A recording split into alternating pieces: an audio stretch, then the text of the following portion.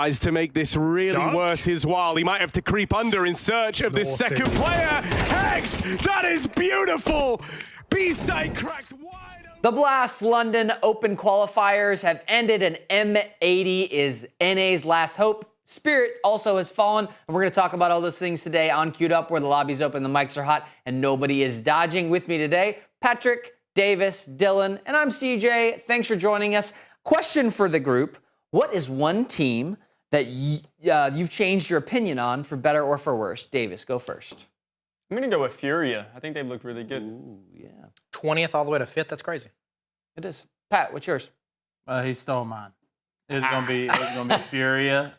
You can agree. Yeah, It's fine. I mean, yeah, I gave them a little bit of slack in the last couple tournaments, but they seem to have seemingly turned it around. They're doing a lot better.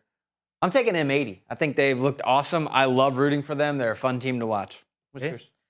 Vitality's era is no more. If they don't win this, chalked. It's over. They look bad. I mean, M80 almost pantsed them. Yeah. Like they look dicey a lot. Yeah. I mean, that first clip obviously was M80.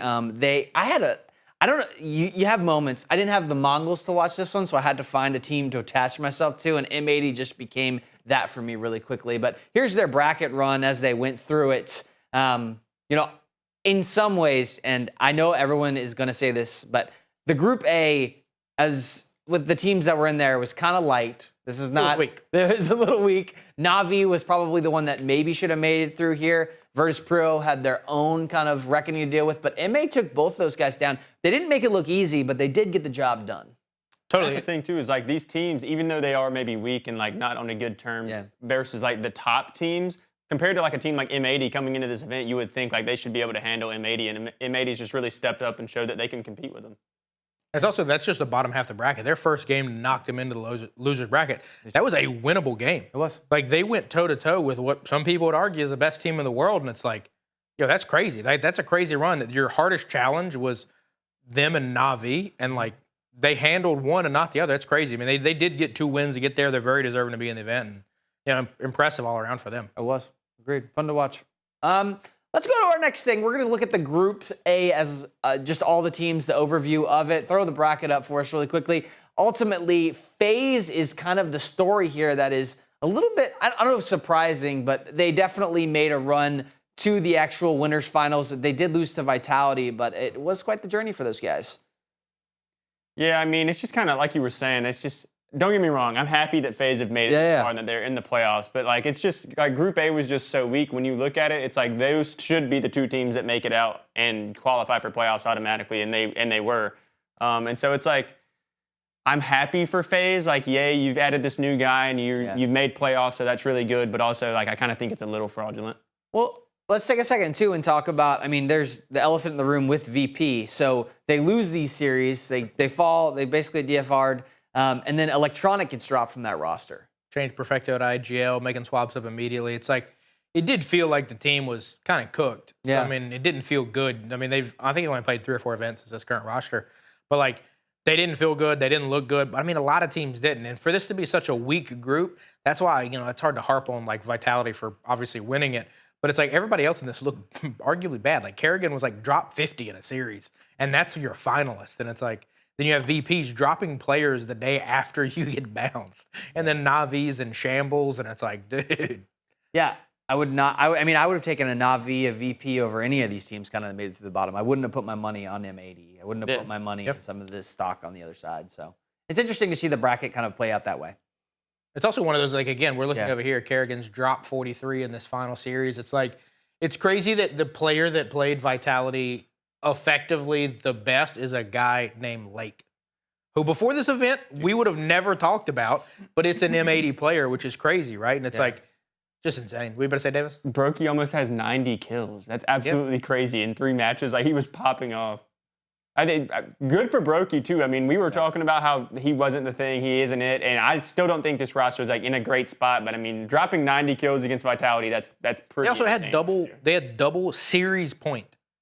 It was 15-13 in overtime. You just got to win one of the 2. They entry fragged on both of them, lost both rounds, and it's like, bro, like, you got to seal this deal, which I don't know. Again, I think FaZe is hella inconsistent. Yeah. So it's not a plus to Vitality, but it's like dude, you had Vitality compromise their weakest form up in OT, took one map, and then you blow it, and then you get smoked in game 3, and it is what it is. Yeah, throw up the game stats really quickly from FaZe versus Vitality for us again. I mean, this is obviously they made this roster change where they drop a Liege, they pick up Jacob, and so you're kind of seeing a different FaZe. Sure. And they went the distance against the Vitality team that has kind of tapered off. I think Dylan said it in the beginning of this, where it's like Vitality has not looked as good as we thought they have previously in the, let's call it the early half of the year. But it is interesting to see that this FaZe group was able to at least take it to the distance on Inferno. Now, they didn't look great on Inferno, but they at least made it to Inferno.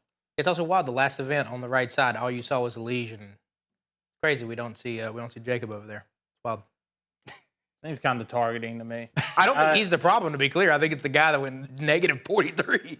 I mean, yeah, but we don't want to spoil too much of that. But I mean, it's just, for me, this is just the same old thing of like, it's for FaZe, it's either somebody has to extremely pop off for there to ever be anything. Like Brokey almost dropping 90 kills is like the reason they stay competitive in this game. Oh, sure. And when it came down to the actual in-game leader calls, when we talk about Apex and Kerrigan, it just goes down to the same old thing where Vitality is, we've seen this in plenty of other matches, is like even though they are in like this downward little spiral right now, when it comes to these final couple of rounds, there's so many teams like Liquid and FaZe here and a lot of teams that get them in that tight spot, but they're always able to just come their way back a couple rounds. All they need is to close out one round. The other teams never do it because Kerrigan just can't call no more. He gets completely outclassed the majority of the time, and he's relying on people on this team to pop off. And good job for Brokey. I'm proud of him. But, like, maybe if Kerrigan went negative 20 instead of negative 43, maybe we're looking at a different story here. But it's like, I didn't want to go too hard in on my man, but it's like, I also think it's a tough one. Totally. I also think, too, like, I slightly disagree because I just think Vitality, and this is no fault to Apex. I think they're all playing well below par right now. But it's like in that series, like you're sitting at the nuke, there's Mezzy gets a crazy 3K he never should have gotten. I think Frozen fell to his death, and then he gets 2 more off of it on a 3v1 where he had to plant, right? And it's like, there's no way that's Apex's credit over Kerrigan's. But it is one of those things of like, hey, dude, Mezzy is a world-class talent, and if he just shows just a little flash of that greatness, his greatness outperforms Frozen, it outperforms Rain, it outperforms Brokey, it outperforms Jacobs, it outperforms Kerrigan, and it's like, you're playing a team that you should have got wiped the floor with. The fact that you're in it's crazy, but I don't disagree. You can't go negative 43. They can't close. I mean, it's a challenge to be able to close against Vitality. Sure. I mean, how many times has it happened here within the past couple tournaments, even within just this one? Yeah. It's like that is a battle of IGLs because if you can't close out against a team when you're sitting at 12 and they still need like 3+ to get there and you lose that, even if it goes to overtime, I mean, that's just a failure on your strat call. When you blow both those championship points, you're checked. I'm certain, like you need to regain, but like that FaZe squad did not regain. They got blown out in the next one. Well, Vitality does not look good on their play calls, though. They are losing when they're in a position to win a round a lot of times. And they don't look like the same team as from the team play perspective. Like they're not trading well. It feels like all of them are on different pages. And they're still flashy. They're still making plays from time to time. But like this is not a Vitality roster that 3 months ago, this wouldn't have been a match. It would have been 2-0 and it would have been over fast. It's also there was a crazy stat line that I wish we had the graphic of, but it was Brokey v. Zywoo in an op-v-op duel. Yeah. And dude, he wiped the floor with him. Like the whole series. Like, I mean, I think it was like 23-10 or something like that, which for an op-v-op battle is very significant. And it's like, you got arguably their best player neutralized completely, and you still couldn't win. And it's because the other players are incredible, for sure. But it's tough.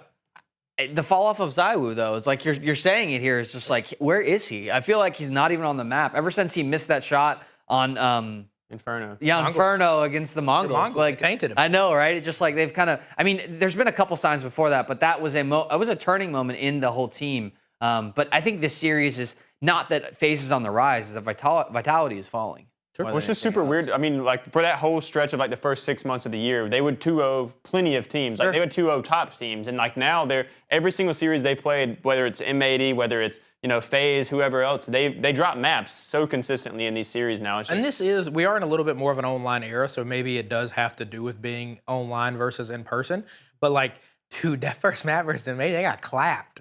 Like, it wasn't even, like, a close one. It was like, dude, I think they only got like 3 or 4 rounds. They didn't deserve half of those, bro. Yeah, it was like 13-3. Yeah, it is. Yeah. The other, I mean, I don't know, I hinted at it earlier, but the other match here was Virtus.pro. I think because we covered this on Ty, but ultimately the release of Electronic from this roster and kind of the disappointment from, I think, the organization, because I do think VP has been playing better, but obviously not good enough to where, like, I don't think they should lose to Gamer Legion, right? Sure. This is not a match that they should be losing, but they did. And it's definitely more of, I think, in my eyes, an Virtus.pro not living up to the hype, so disappointment from their side more than Gamer Legion leaving up. I mean, we know this Gamer Legion team, there's a top 16 team, they can beat some of the other top 16 teams, but they really aren't going to beat anybody at the top. Yeah, right? I mean, they've been fun and frisky. They made it all the way to the finals of the Paris Major a little bit ago, and then since then, it's like, you know, they're fun and frisky, and then they're in it, but like, it's nothing crazy. And then VP, it's like one of the most like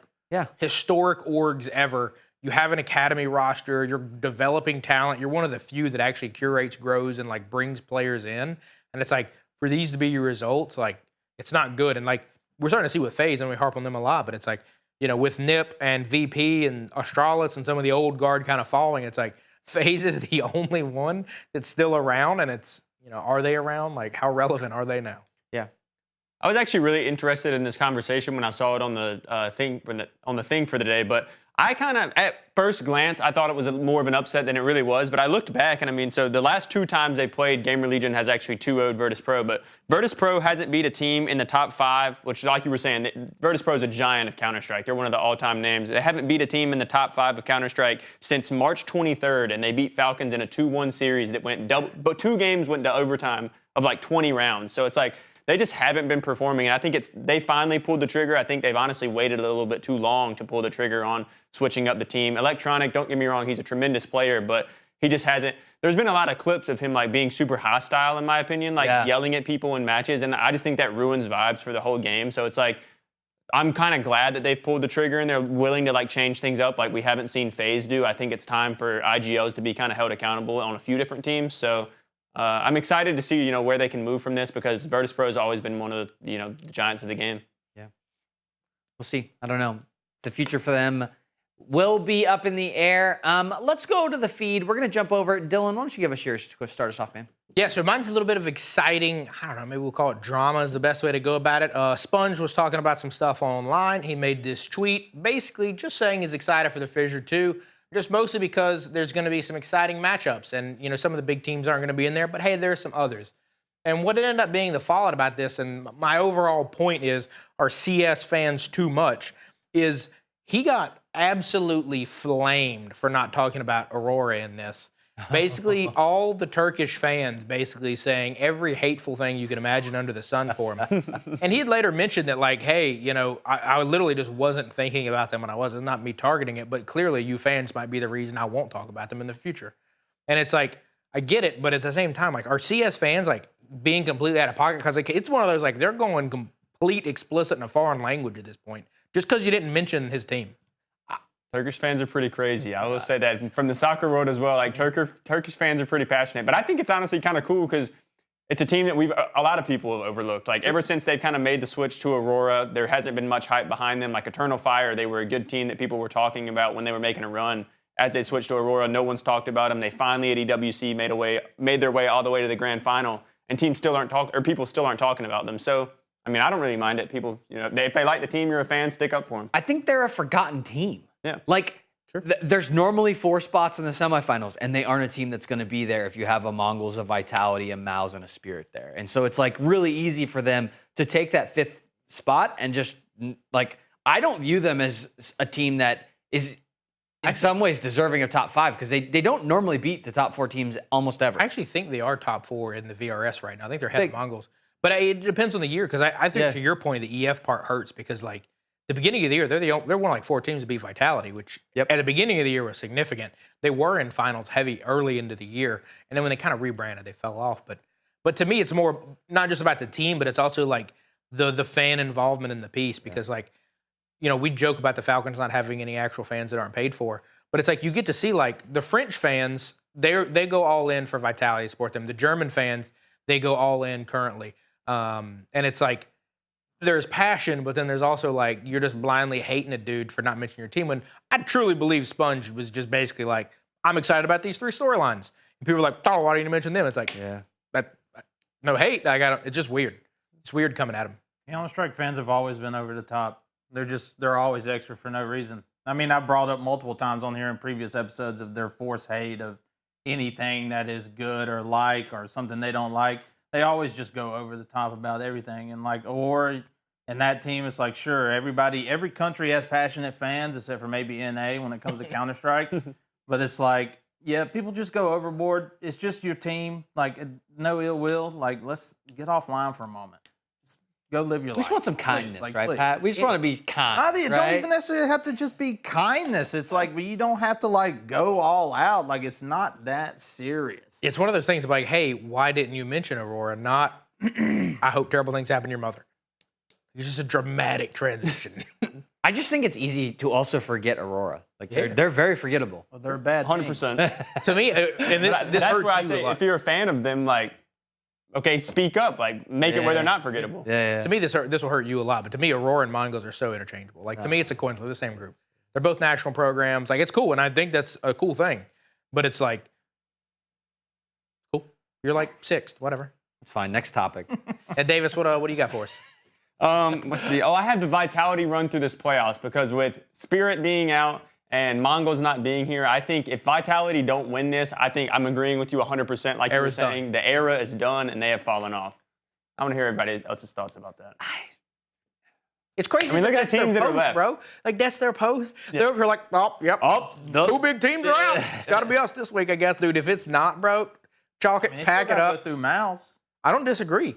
You got to beat one team. MaTYS is the only team with some. Yeah, that semifinal match on the top there is probably the one where it should be the finals because it depends on who comes to the bottom. But I don't think whoever meets Vitality in the finals should win. So yeah, dude, it's one of those to where G2 or I was gonna say, dude, it's one of those where like low Yeah. key, this might be a Furia v FaZe finals in some weird reality, and we're all just like, it is what it is. Not putting FaZe. What? I'm just saying, weird crap's happening, bro. It's odd. it would be nice to see. I will say, like I was saying earlier, Vitality has dropped maps against everybody they've played. And you look at a team like Furia that's been 2-0ing people that they shouldn't have any business 2-0ing. Like, you could really see some dangerous. Dude, if they play Vitality right now, I think they smoke them. Unless Vitality Dude, to be honest. No. Unless I'm not saying Vitality they can't win. but Unless Vitality smoke show? plays different Let's on be land. real. If it was on line like it was last week, big team, different. Yeah, but see, now we're going to land. I don't disagree. And that you might get the land buff at About to get Vitality. cooked. I'm saying that on line play though, dude, they'd smoke them. Maybe they got the good picks. I don't That's know. the Mickey Mouse, though, ain't it? I'm I talk not about that in COD all the time. I'm not How's the disagreeing. jump? Dude, I'm saying Fury got some good connection or something. They all landing in a host environment or something. They've been together for a while. I mean, they're starting to finally click. You know, it takes a while to figure out what strategy we're going to run and what are the variables if this person dies, who's throwing the smoke now or whatever. And so they look great. Quesarado is definitely one of the stars of that team. And so it's like, I like Furia right now. I think they're really good. Yeah. I mean, since they brought on both of those, Molotov and Quesarado, like they've looked super good. They have. I mean, and I want to look at the FaZe team really quickly here. Obviously, we've got Kerrigan, who did not do well. That's a nice and I think it's interesting because Kerrigan gets a lot of hate for this. Okay, Kerrigan is one of the all-time greats. Okay, this FaZe roster is capable of winning this event. I really do. This actually one believe. right here. This one right here. That Even one. as, I'll agree with that. and I know Kerrigan is definitely on the bottom of this one right here. He definitely has some bad stats. You can't ignore that, right? But ultimately, he's still getting this team to a spot where they can pull out wins. I can agree His with your statement. ADR is 40. I will agree with this statement because they should have won this series, and he's literally negative 43. So I agree. They have what it takes to win this event, no questions. I mean, this was Vitality that they're against, but going negative 43 is absolutely insane. I think it's one of those, they can win this event with him, but it's in spite of him, not with him. Because one of those, dude, you have an ADR of 40, bro. That is literal rookie amateur numbers. Because you got to think, some of the kids right now that are coming in that are new, like Zway did not have a good series. He did not have a 40 ADR. And sure, I get Keisuke is like a phenom coming in, but like, bro, we got to swap something. We see all this from all the IGLs. Apex has done this. Chopper has done this. Negative 43 is crazy. Dude, I don't know. You probably have to go back to him playing on Envy 10 years ago when they were getting smoked by SK. Dude, maybe there's he no dropped way it he's then. ever going negative 43, Maybe. bro. That is insane. That is getting so tossed every map. It's bad. It's bad. But we can move on from the Kerrigan hate smoothly. But no, we're just gonna still keep it FaZe. Yeah, exactly. Because they just got rid of our boy Elige for Mr. Jacob here, and the internet is been on him. Okay, this little snippet right here, it's like this was an overpass game they played, and he did bad. Still didn't do as bad as Kerrigan in that finals. We had 0.53. That was his first series too, and his ADR was only 5 higher. Yeah, and it's like that's the first one. But it kind of goes back to what you were saying too about how the Counter-Strike fans are just too much. Like I get it, Elige is supposed to be a great player. Elige did do some okay things on FaZe, but he never was that great. And will this swap make FaZe better or worse? I don't know. This is the first game, and people are already clowning on the dude. I think it's a little too much, and only time will tell. And I am tired of this desk just attacking stats. Donk's the best player in the world. Guess what? Spirit loses, right? The Spirit loses. Make him any not the best. It's a literal team game, right? So Jacob can't be the scapegoat and also Kerrigan the scapegoat on this team. No, it's Kerrigan. It's just Kerrigan. Yeah, it's not Jacob. I mean, yes, Jacob had a bad. That was his first series. His second 2 series after that were actually okay. He didn't play. He's in the middle of the pack, average numbers. And I will say, a lot of people were talking about this being a role swap move. They wanted to get rid of Elige so they could kind of go back to different roles. And I will say, Brokey and Frozen have both performed really, really good this event since making the switch. So maybe it is a thing with the roles that was messing up the team. And that's one of those where, like, obviously I've got to find some way to bring Simple back into the discussion. But it is one of those where it's like, it is unlocking Brokey and Frozen both. I mean, it feels like Brokey, Frozen, and Rain kind of get to play a little bit differently now. And I don't know if that's a negative at Elige, but it's just more like you said. It's like they're playing kind of different roles and different objectives. I do think, to your point, everybody gets on weird, mighty high horses so quickly because it's like, when we had Simple on the FaZe squad, it's like, dude, you weren't blaming games on him. He wasn't going negative 43. He wasn't going negative 0.5. Like, that wasn't happening. But it is very quick to be like, oh, he should go back to the C tier. Oh, he should go down. It's like, I think the same thing for Jacob. I don't think it's any different. Like, let it play out. It can pan out. Like, Quesarado and MaTYS, when they came to Furia, they did not look good. They were 20th in the VRS. They're 5th now. They look good. Let it ride. Now, I don't think that the change of Elige to Jacob here was one of those of like, we're changing an S tier for an S tier. It did feel like we were changing a former S tier for arguably an A or B tier player. I mean, and Kerrigan went out and said that on Twitter because they don't believe that. They don't think that Elige is that Jacob's better than Elige. They just know they needed to change because the personalities on the team were clashing. Whether it's like Elige is like, yo, I want to entry, I'm not throwing that flash, or whatever it might be, right? I'm sure they don't say it that way. I hope they do. And I hope he finds success on another team because, like, and that's the same thing back to the VP side. It's like now that we are removing Electronic, we're going to put Perfecto in at IGL, and it's like we should see how that like gels because, like, it just feels like everybody's trying to rip Band-Aids off so quick. You got to let some stuff play out. Except for Spirit, though, right? Because they're good to go. Because Donk's going to carry them to the win every time. Good to go. we got more on that later. Let's look at Group B. We're going to talk about the bottom half of this bracket, which had, I'd say, some powerhouse teams in it. We've got some G2. We've got MaTYS on this side. Liquid was looking good before this, I feel like. Liquid threw away their whole life. They did. They were actually looking pretty decent, and it's over now. And then they were not looking great at all. But the team on the bottom here is Furia. These guys have, I say on the bottom, I mean, they ripped their way through this. They took down Spirit. They took down MaTYS. They are definitely the team to beat on that side right now. They've got a lot of momentum behind them. Could you bring up that graphic again? I want to see the bracket one more time. I thought I saw something that kind of stood out to me. Yeah, the only team they dropped a map to so far is Legacy, their little Brazilian brother. I think that's pretty interesting. I mean, they 2-0'd Spirit. Bro. Yeah, they 2-0'd Spirit and 2-0'd MaTYS, but Legacy takes a map off of them. Totally. I mean, I think that overall, like, I mean, when you're looking at the stats, even in this final one here, that's a MaTYS show. You had Quesarado on the backside.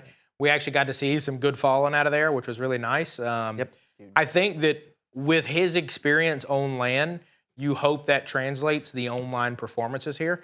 Because, in the nicest way, online performances can be one thing. But, yeah, you got Fallen on top. You got MaTYS. You got Quesarado. This is what you want from your IGL? You just want to be on the top of the leaderboard? Yes.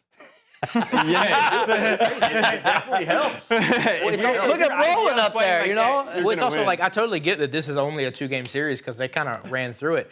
But it's like they only had 37 kills. When you look at that FaZe series, like they were pushing 80s and 90s in the kill column. Like, there's just such more of a kill-heavy one. We got to see a lot more Sades, a lot more conservative play. MaTYS and Furia both play different games. I do think that favored Furia a little bit, which is why I'm curious to see how they'll match up against the Vitality, because when you think that they're going to make a run and come against Vitality, it is very like, hey, you don't play this team very often. You haven't played Fallen in years. You haven't played Fallen with Maladoy, Quesarado, and the crew, and it's like, it could get weird quick, because like, I'm certain the M80 upset on Vitality was one of those like, hey, we don't know what these guys are going to do. Oh my God, they did that. So you do have a little bit of that chance. Yeah. A little bit. Yeah, I mean, Furia's got the unknown factor. I mean, watching them against Spirit was the most interesting for me, because Spirit, I mean, ever since the Zontic news has come out against Spirit on him getting dropped, that team has looked awful, like absolutely awful since that moment. And I know there's a lot of talk about different things, but I think that is the reason why this team's really kind of fallen apart these last two events. They know the team's shaken up. They know it's different. And there's no question in my mind that affects Zontix for sure. Like, it might not affect the other people on the team as much, but I think when it affects one player, it's going to leak into others. And so I think that's just why this team's really falling apart. Dude, it's crazy. Homie's dropping a 1.74 and losing. Like, that's nuts, bro. Chopper at the bottom. Look at that. It's crazy. Like, he's got 100%. His ADR is 3 times Kerrigan's. He's 3 whole Kerrigans in one. He's the best rifler in the world. Yeah, not an IGL. But no, I do think it's fascinating, because like both of those last 2 events, since we talk about the Zontix news, it's like, is it because those are online heavy events? Like, do they just, I mean, if they're playing from Russia, I don't exactly know where they're playing out of. Like, maybe their ping is slightly worse. Maybe their home environment's slightly worse. Maybe they just don't care because it's online, which I know we got topics about that later. I mean, that's a good point. It is very weird, because like, it does feel like when you put them in a LAN environment, and same with Vitality, same with MaTYS, those 3, you put them in LAN, they're going to be top 3. They're all going to be in semifinals. They're all going to be playing each other. We've not seen them get bounced in a LAN environment. Not Spirit. Only like the past couple. What do you mean? They lost the heroic. Season 1, they were not rolling strong. What? First half of the season, they were hardly in the top 3. No, they were second the whole time. Until MaTYS took them at the very end. In ranking, but not like MaTYS was definitely above them from like a winning perspective. Sure, they would lose to MaTYS. They won an event in season 1, to be clear. That was 6 months ago. They won more events than MaTYS. They won like 2. the first one, and then completely fell off a map for about like 6 months. And then they came back during Vitality's downfall and was able to grab a couple more. And then now they lose to Furia. And to me, this is just like goes back to the IGL stuff. I'd be harping on that today. Is like, because that Nuke game with Spirit and Furia was just like, I don't know what Spirit were doing. Whether that's online or anything, it's like the calls there were just bad. The rotations were late. They were getting completely schooled by Fallen, and Chopper just looked lost. Totally. And obviously shows it in his. I mean, I can tell you what the plan was. Like, it's just bad. It's just bad play calling, and Donk can only do so much. I agree. You can't rely on him to kill everybody on your team. If they're going A, you're getting killed in secret and stuff, and you're still or they're going B, you're getting killed in secret, and they're still sitting on A for 35 more seconds every round, and they're just constantly losing the plot every single time. It looks like amateur. Oh, look, the play is for sure, hey, Donk, get us 3. We'll clean up. Okay, that's a bad play, and that's why it doesn't work the majority of the time. No, I agree. I actually think it does work a majority of the time. It's just, I just hate it from a play call perspective. I think it's awful. I do think Fallen is the difference there for sure. And that's why I do think they struggled so much specifically versus them, because Fallen would just be like, hey, where's Donk? He's in mid, take ramp, bro. Screw that guy. Yeah. We'll nade him to death. Insane. It is. Well, we've seen a lot of roster changes over the last couple weeks from a lot of top teams. So we want to look at some of these trades.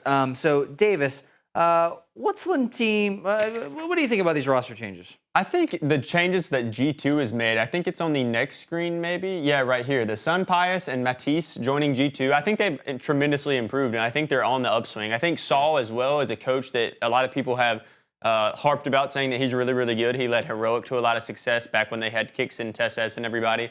And I think the G2 is a team that, give them a little bit more time. I think they're cooking.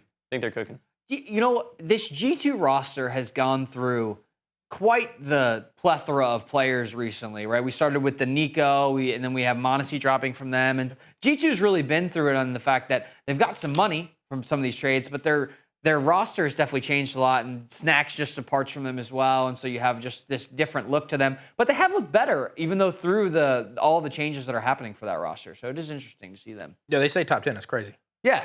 That's Yeah, wild. I think the biggest thing that I think that I like about this is the fact that like sunPayus and Saw both came from the same organization at Heroic, so they were already familiar. So it's not like you bring a brand new coach in and he's got 5 brand new players that he's got to figure out everything. It kind of probably gives him a little bit more comfort knowing that those two are kind of like together, and then you have this G2 roster that really only has one other new player in MaTYS. So it's like the 3 players that are the core of Hunters, Heavy God, and everybody, they feel comfortable. The coach now feels comfortable with sunPayus, and it's just like MaTYS is like your only guy that's like, oh, this is completely new. Yeah. So I kind of like that move. Pat, what about you, man? Any roster changes that have been super surprising? Davis is just stealing all of my picks today. You guys both agree. It's I great. was also going to go with G2, mainly with sunPayus and stuff. But I don't know what to pick anybody different. I think all the others are just kind of like not really that important, so to say. I mean, Sway to Spirit was like a fine pick for that. But, I mean, more importantly, I mean, I want to see the Spirit change with Zontix because that one's more important. That hasn't happened yet, but, you know. You also got Keisoki, too. That's another crazy one. Yeah, but that one's like kind of like they're not playing. Keisoki. Well, I was going to say Donk 2.0, but he's not. I mean, but that Falcons roster has yet to do anything, right? It's like they should do something. And they'll stay that way. Yeah, I mean, I've lost Fans hope. won't empower them, you know what I'm saying? The fans will get them their win. Yeah. I'm looking at Zway specifically. You know, looking at that roster, I actually like them more with Magisk the more I see them. They just have this, they had this look to them that was a little bit more solid, where you kind of could tell the play that was coming because he was going to play kind of this Jimmy role like MaTYS, where like he was just a little bit further off. And now that Zway's kind of in the mix of their fights and they still don't win them, it's kind of a little bit interesting. I don't really love that new roster addition. I think he's one of the reasons they haven't looked as good recently. I'm curious. They've looked better versus better teams, but they've looked worse versus worse teams. It doesn't make any sense. Very strange. What about you? For me, the big emphasis is kind of like the old guard when you look at that list. Like, you see the move from FaZe, you see the move from VP, and it's like it's insignificant and it's very like uninspiring. These are supposed to be titans of the industry. These are supposed to be the biggest names out there, and like those are the things you're doing. And then it's like what the name you, funnily enough, see on the next page is Na'Vi, but it's Na'Vi because Simple is going to the junior academy of the minor leagues.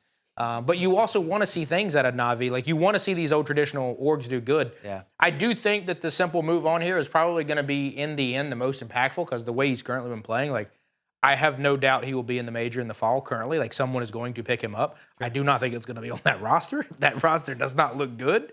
It's basically a 1v9 all the time for him. But he has looked back to, okay, this is an S-tier talent in the lower tier. Cool. He would be an improvement to every team outside of the top 5. Just to be clear, you said he's playing in the Bad Kid League and he's doing good. Yeah. That doesn't mean he's going to do good in the top league. Yeah, and you want to know who else is the Bad Kid League? Jacob. That's where he just came from, bro. Who is fine. He's in the middle of the bag. I agree. That's my point. There's no reason. Simple didn't go plus 29 when he was playing with FaZe. That's true. He didn't go minus 43 either. Sure, but he's not in IGL. Kerrigan didn't do great either, though, just so we're clear. Kerrigan never does great. Show me a series where Kerrigan did great. And that is why when we're looking at that FaZe thing, I think there should be a lot of FaZe arrows going somewhere else. I agree. Dylan, what you got for us for the feed, man? So the next one I want to bring up is, and this is talking about players going somewhere else. Everybody's talking about how Donk is Superman. He's carrying this thing. Nobody said that. Is there more honor in him staying and trying to break records and win with a very obviously inferior team?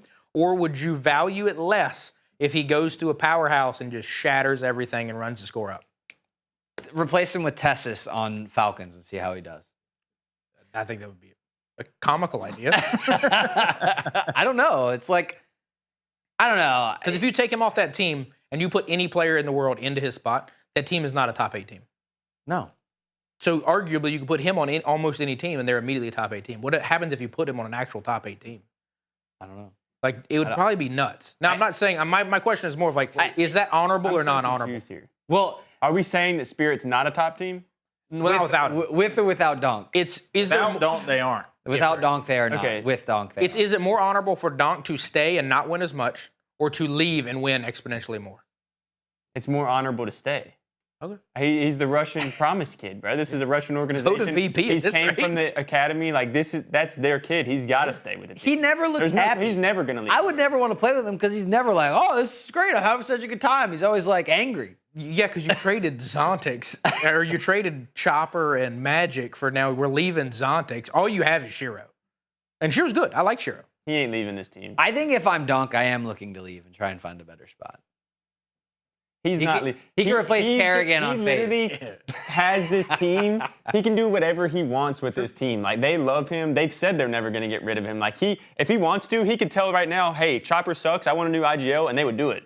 He can say Zontix. I don't think he has that power. I don't think because my thing is like I don't know why you would because like if you're him, if you put him on that VP roster, they go deeper. Like they go deeper than the Spirit roster would. No. If you put him on for sure. I don't think the only thing you're VP downgrading roster. is Shiro. No. You're getting 3 upgrades in one. Who's the op on VP? I don't even know. Doesn't matter. Bro, if we look back, like they won a major last year, and Donk didn't even play that great. Magisk was their best player. Like this is a team they're a great team. Magic was a nice support role. But he was their best player. Like statistically, he was their best player at the major. Oh, he didn't get major MVP. I mean, he did good. Yeah, he did good in the Shanghai major. Yeah, he did good. And then he Spirit's a great completely team. fell off of the face of the earth. Magic's For the also next, like, He 6 hung out with months. Kerrigan. he played the lurker role, especially Yeah. on the CT side, which means you have to try and fight a 1v2 every now and again. And like he was winning the 1v2s back then, he stopped winning those, and that's why they dropped him. Sure. I don't think Zoe is going to win those either. Well, I mean, that's a good point. I mean, don't staying. I think it's obviously more honorable to stay. Russian org, Russian players, and yeah, I mean that's just that. I think it he's should the be- Russian prodigy. He is the commander over there. He's the greatest player in the game right now. They're not. I They're not hate- letting him go. I mean- there's literally whatever he said, they would do. I think Kerrigan's better. I mean, we say the same. Falcons could fork out the money for it. Yeah, they could fork the money for it, but I still don't think they would let him go. My thing is, this feels like NBA type stuff where it's like it's LeBron and Cleveland, right? Like Cleveland would do anything to keep Bron, but that motherfucker still went to South Beach. And like at some point, if you keep losing stuff like this, like you do, Donk is going to look at the door. Sure. And then I think the argument's going to be like, oh, well, you just left to win. It's like, bro, he was the best player the whole time. I agree. What about other roster changes? What else do we have going on? Yeah, we got Davis. Oh yeah, we got Astralis picking back up Magisk. I think this is super exciting, mainly because I mean we know Magisk when he was on Astralis last time what they were capable of. I mean they took over the world, they had world dominance. So I think it's really cool for him to get a shot back at his hometown team per se. So I'm excited to see him back competing. Yeah, pull for the Danes, man. It's crazy to see the fall of the Danish Empire. It's wild. Maybe we'll see the reclimb. Yeah. This does not improve this roster at all. This team is going to stay exactly the same. I think this roster change it's a friendly change. It's like, hey, let's bring back our boy, our friend. If he lights it up, do you start blaming Nico? No, for real. Because like he might be getting overshadowed by Nico taking fights that he's better served at. Yeah, I got it. Because they play semi-overlapping roles. He's obviously a little bit older and, no offense, probably slower than Nico because Nico was one of the best. But yeah, you were overshadowed by that for sure. Maybe. He's a good player. He is. I just think he's not like a huge upgrade. I think he's like the same, like Stavin. So. I think he brings more value to. Can he add value to Astralis? I think he brings more value to Astralis than he brought to Falcons. Just because of the motivation of being like back in his home place, he wants to really succeed. Obviously, he probably wanted to succeed with Falcons. I'm not saying he didn't want to win, but he actually has internal motivation here other than external money motivation from Falcons. Sure. Wants to play. I mean, this does get him. He had obviously took 3 months off because, when Falcons dropped him, he had to find this home. And so it's like, for him, it's like kind of a godsend that he gets to still play for a top 16 team like Astralis. And you're going to be playing for the dub, not the Go weekly ahead, Pat. wage. What were you going to say? No, I was just laughing at your godsend or whatever. To me, I think this is fine. Sure, I think it makes Astralis a little bit better. But Yeah. Maybe, like Dylan said, maybe he'll perform better now. And if that's the case, great. I would love to see Astralis doing good again. It seems like the bar for Counter-Strike has definitely lowered. In the past couple of weeks? Yeah, I feel like everybody's You just mean gotten Vitality just got worse and not even just Vitality, Spirit, Mouse, all of them. The Mongols have gotten a little bit better, but is it they've gotten a little bit better or they just stay consistent and everybody else has just dropped the ball? I like what you're saying here, Pat. It feels to me like the quality of Counter-Strike has went down a little bit at the moment. Like everybody's in kind of a slouch. No, for sure Slum, agree. Because whatever you wanna call it feels like 2 months ago to be Vitality, you literally had to be perfect. Whereas like now to be Vitality, you can put some kid named Lake as an anchor and just slay him. And it's like, I like Lake, to be very clear, but like that doesn't happen. This also happened with the big CT update as well. And so it's like the game changed a little bit, and I think teams are still trying to adapt to this CT-sided meta, for sure. Sure. Let's go to a clip really quick. I want to talk about Team Spirit. Ooh. And I want to talk about Zontix. Did you expect to be playing Blast Open with the team? Yes. And can you share with us what your future with Team Spirit is? Was this your face when you got No. Chipotle honey chicken? Canceled? That was my face the other day when we lost that game and I had 40 kills. Just saying.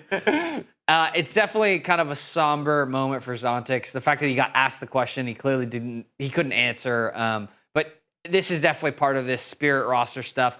And there was a tweet that went out from Overdrive basically saying that Spirit didn't even want to qualify because they had visa issues they knew they were going to be able to overcome. And in my opinion, I don't know where this information comes from Overdrive, if he talked to Donk and they lost and that's what he said because of it. But it's definitely a little bit of a scapegoat. I hate the idea that teams have an issue in the real world, so they choose not to win the game in front of them. That's stupid. And so I kind of have an issue with this tweet and the fact that I think Team Spirit just could not beat Furia. It wasn't that they didn't want to, they didn't want to win because of visa issues. I mean, you might have had 2 or 3 people that were checked out. I assure you, one kid was not checked out. And I do think Zontix, though, to everybody's point, I think he has been checked. And like, supposedly the reason for his departure is they struggle frequently with his visa because of his specific citizenship type. That is why they're looking to get either another Russian player or another person that has a more favorable visa. So, I mean, it legitimately might be a reason. And maybe the vibes are low because, like, hey, Zontix, we're not going to be able to play with you. We're going to play with a backup. And then everybody else doesn't feel good about it, blah, blah, blah. But, like, I don't think they lost because of that. I mean, it might have been a rippling effect of bad vibes, but, like, I assure you that Donk and Chopper and those guys were trying and were not throwing the match. Maybe Donk. Chopper bottom. Well, yeah. And that's where I'm at, too. I think it was more of a ripple effect. Like, I think back when the news came out that they were looking to get a new player because he was having the visa issues, I think that's the ultimate issue of, like, where the visas came. And now this is just a little bit more of a Band-Aid excuse where it's like that us searching for a new player has kind of destroyed the whole motivation of the team as a whole because we're still playing with this old team even though we're making changes. I don't really think it's the visa. They're just using that as, like, that's the original reason we switched the roster, or we're looking to switch the roster. So I have a question for the room. As far as Zontix goes, who needs a player like Zontix on their team that could really improve for them? I mean, I think language is part of it. You're probably got to go VP to try to find another, like, Russian-type org. I don't know what his English is like. From my understanding on the Spirit squad, like, most of them don't speak English, preferably. Sure. So then you need to go to a Russian group, so you probably need to go to VP, which I think VP can use some support right now, so I don't think that's a net bad. I think Navi, maybe, Ukrainian org. I think the Mongols, it just fits in with that group. That's great. Good choice. I like that. Taking it in techno. They also did try to use another, I don't want to say like another excuse, but you also had Zway kind of come out and say that, like, you know, he was going to the dentist every day and then online is terrible. So it is funny when you see tweets like this where it's like, here's 8 reasons why we didn't win. None of them are that we played bad. Yeah, and it's like, dude, come on, guys. I don't know. It's excuses. All this is just excuses. Spirit are just, they live and breathe by Donk. And the other players just have to play at least a little bit better. And I can attest, you know, the dentist, teeth hurting, playing good, doesn't really go together. But, I mean, they were obviously trying, and they just got spanked. Sure. It happens. It does. That ancient game. It was not good. It was Rough. not good. It was not. It was 11-1. You could tell they were checked immediately. Yeah, we It's skipped over that bedtime. one in the conversation entirely, but they got completely rinsed. You can tell by their reaction how they were reacting to getting spanked like that they obviously care and they try. Like, if they didn't care and they were throwing, they wouldn't be throwing temper tantrums on camera. Well, I do think that's like the clip that CJ started this with. It's like, no offense to Zontix, maybe that's his persona or whatever, but it's like you can see that he's pretty, like, you know, mild-mannered. Chopper isn't too emotional. Dude, you got Donk balling fist up and just punching the desk. So it's like, I know he is upset. The others, I'm not sold, but, like, for him, I'm certain he is trying. Well, I think it's kind of like I was saying earlier. Donk controls the team. He's the greatest player in the game right now. And when he's upset at you and he's yelling at you, he has a 1.7 rating. What are you going to say to him? Like, you're sitting here negative and he's frying his brains out and y'all are losing and he's mad. Like, you have to sit there and just be like, dang, I really am costing. Yeah. You need some more util, bro? Like, I'll flash you, bro. I got you. At the end of the day, it's disheartening. Yeah, for sure. Pat, why don't you tell us about the cheaters, buddy? So cheaters are a problem. And this is specifically Counter-Strike, but they're a problem everywhere. And the Heroic made out a little reply tweet or whatever where they were just talking about how it's impossible to play in high elos because the anti-cheat is bad.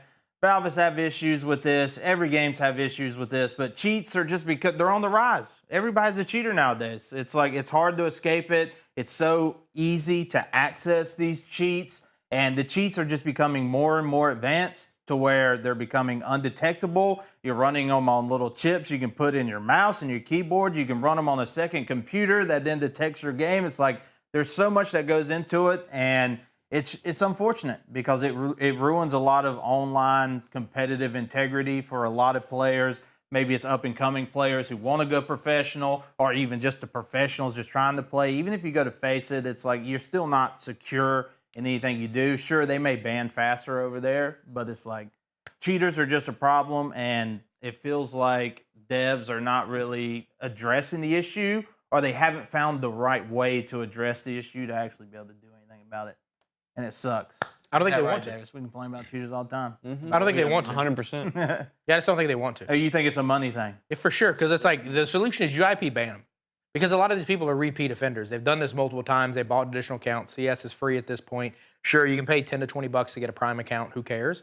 But it's like, if you want to get rid of them, you would IP ban them. And if you IP ban them, that IP, your house, your home address, is not playing Counter-Strike again, period. If you got 3 brothers that like Counter-Strike, too bad. Don't care.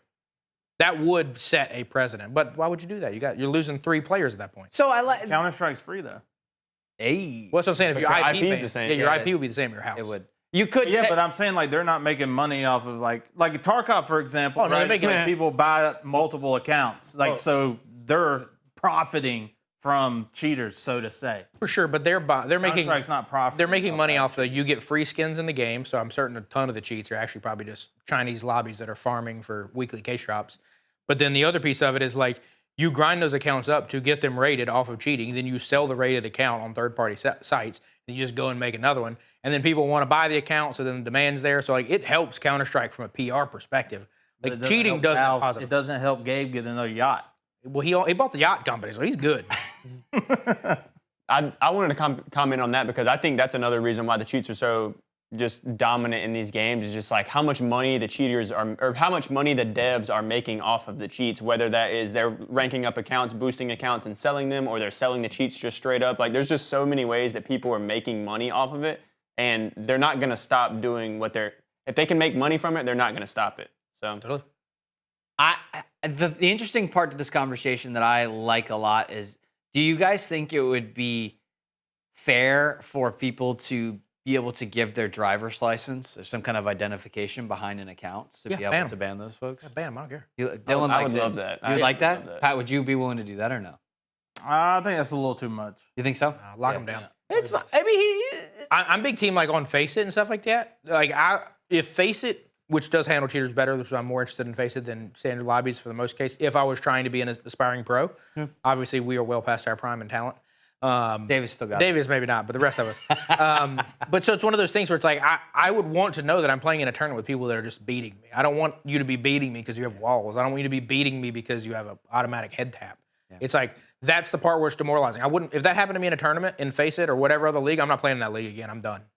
I don't have nothing to hide. Take my freaking ID. There you go. Yeah, right. You go on my passport, SSN, I'll send it. There up. is an interesting privacy conversation behind that where I can respect Pat's point of view because it's like it is definitely personal information, but I do agree that it's like I don't know how to solve it other than maybe even an IP ban doesn't necessarily work because you can actually call your ISP and get a new IP address, or you can create a subnet map. There's all kinds of weird stuff. 90% of people are too slow for that. MAC address ban. Not our hackers on Counter-Strike, Dylan. Yeah, I think that's why Pat don't want to give his ID. Pat probably did something shady one time. No, that is way too personal. But I think I don't want to just harp too much on devs and things like that. I do think that it's hard for them. I think the cheat economy is just constantly booming, and like they are coming up with some very intuitive ways to be able to cheat that are extremely hard to catch. And if your game has millions of players, like Counter-Strike, for example, you can't just hire someone to sit here and vet and look through every single report that comes in from somebody walling. Bring back It's the probably insane. the community Overwatch? Bring back the community Overwatch, bro. Like, I'll waste 2 hours of my life. I love that. I Let me used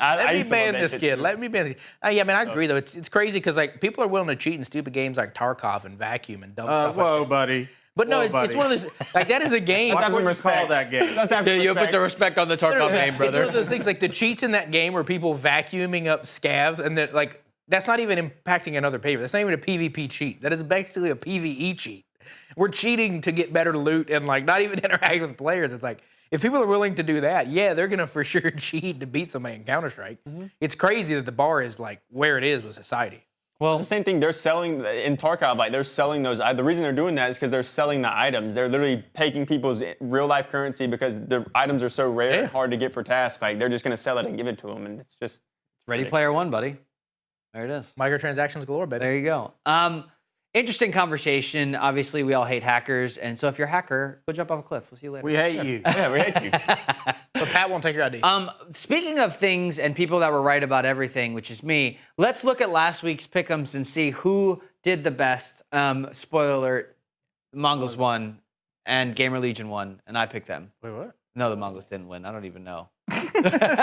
No, this was all the first rounds we did, and I'm pretty sure I got all mine wrong. You did. Well, Wow. I know I missed Liquid. I got Furia right.